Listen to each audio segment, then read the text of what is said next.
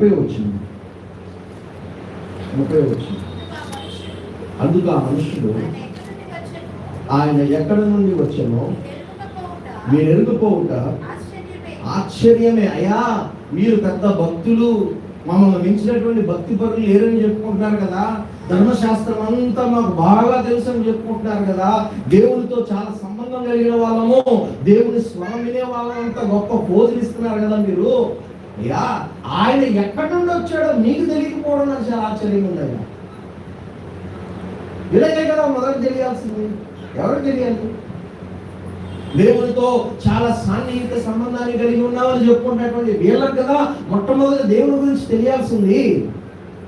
ఇప్పుడు వీళ్ళని అడుగుతున్నాడు యేసయ్య, అయ్యా మీకు ఎలా ఈ పుట్టుగుట్టి వాడు వీళ్ళని అడుగుతున్నాడు, మీకు తెలియకపోవడం నాకు చాలా ఆశ్చర్యంగా ఉందే, ఇదేదో చాలా ఆశ్చర్యంగా వింతగా ఉందే. నాలాంటి గుడ్డివాడికి, అమాయకుడికి, ఏమి తెలియని వాడికి నాకు తెలియడం ఏంటి, నీకు తెలియకపోవడం ఏంటి? ఇప్పుడు చూడండి, చదవండి. అయినను ఆయన నా కన్నులు తెరిచెను, దేవుడు పాపుల మనల్ని ఆలకింపడని ఎరుగుదుము.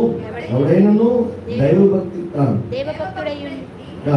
ఆయన చిత్తము చొప్పున జరిగించిన ఎడల ఆయన వాని మనవి ఆలకించును.